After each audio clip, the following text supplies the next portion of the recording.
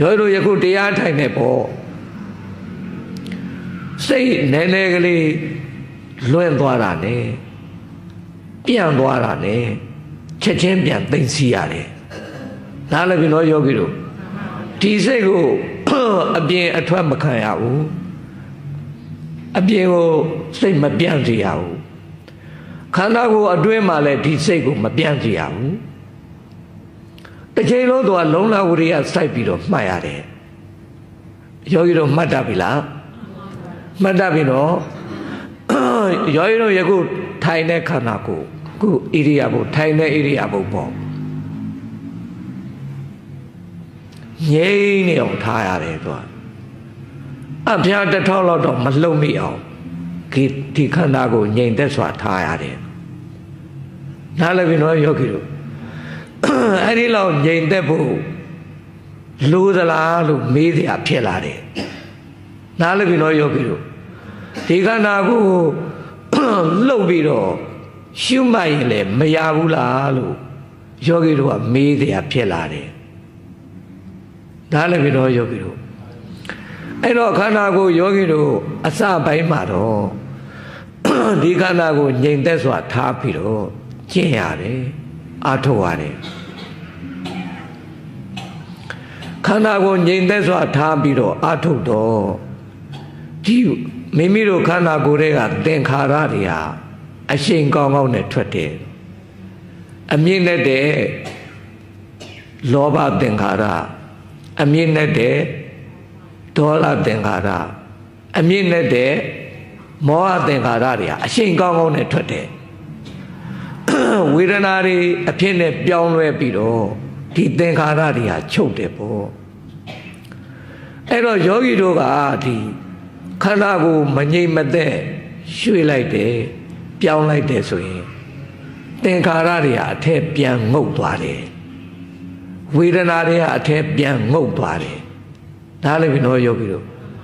ဝေဒနာတွေအဆုံးစွန်ထိချုပ်ခွင့်မရတော့ဘူးတခါဓမ္မတွေသဘောပေါက်လားမသိဘူးဝေဒနာတွေအဆုံးစွန်ထိမချုပ်ဘူးဆိုရင်ယောဂီတို့ဒီအမြင့်နဲ့တဲ့သင်္ခါရတွေဟာအကုန်လုံးချုပ်ငြိမ်းတဲ့အချိန်ရောက်ပါမလား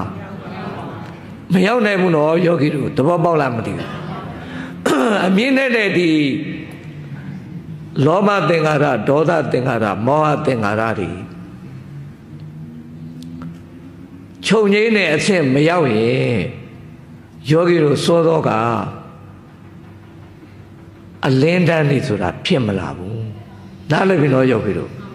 သဘောပေါက်လားမသိဘူးအလင်းတန်းနေဆိုတာဖြစ်မလာဘူးအလင်းတန်းနေဖြစ်မလာတော့ယောဂီတို့ဒီမှတ်တဲ့စိတ်ကလည်းတခါတခါထွက်လေဝင်လေပေါ်မှာစိတ်မထားနိုင်တာမျိုးဖြစ်လာတယ်ဒီလိုမဟုတ်လားအချိန်နဲ့အချိန်တိုင်းဒီတတိမြဲအောင်မမှတ်နိုင်ဘူးပေါ့ဟုတ်ကလားတခါကြီးအဲ့ဒီအခက်ခဲတခါကြီးတွေ့ရလိမ့်မယ်နော်တွေ့ရတယ်မဟုတ်လားဒီအာနာပါနမှတ်တဲ့အချိန်မှာဒီထွက်သွားတဲ့ထွက်လေဝင်လာတဲ့ဝင်လေဒီထွက်လေဝင်လေကိုခမရတော့24နာရီလုံးတတိမြဲအောင်မမှတ်နိုင်တဲ့အခက်ခဲကြုံလာတယ်ဟုတ်ကလားယောဂီတို့တခါကြီးတွေဒကမကြီးတွေဟုတ်ကလားအဲ့လိုမမှတ်နိုင်တဲ့ခါတော့ယောဂီတို့ဘာဖြစ်လာလဲဆိုတော့အဲ့ဒီမမှတ်နိုင်တဲ့အချိန်မှာကိလေသာတွေဝင်လာတယ်ခန္ဓာကိုယ်ထဲမှာကိလေသာတွေဖြစ်လာတယ်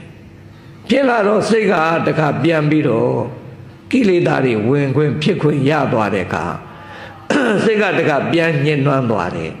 နားလည်ပြီနော်စိတ်ညှဉ်းနှွမ်းတော့ခန္ဓာကိုယ်လည်းတခါပြန်ညှဉ်းနှွမ်းသွားတယ်ခန္ဓာကိုယ်လည်းညှဉ်းနှွမ်းစိတ်လည်းညှဉ်းနှွမ်းတော့စောစောအလင်းရောင်တွေမရဘူးတခါကြီးတွေအလင်းရောင်မဖြစ်ခြင်းရဲ့အကြောင်းနားလည်ပြီနော်ဒကမကြီးတွေနားလည်ပြီလား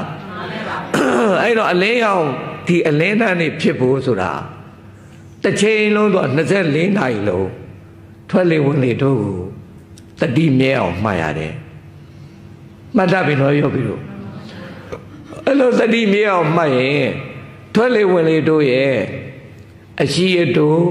ထွက်လေဝင်လေတို့ရဲ့အစအလေအဆုံးသုံးပါလုံးမှတ်လို့ရလာတယ်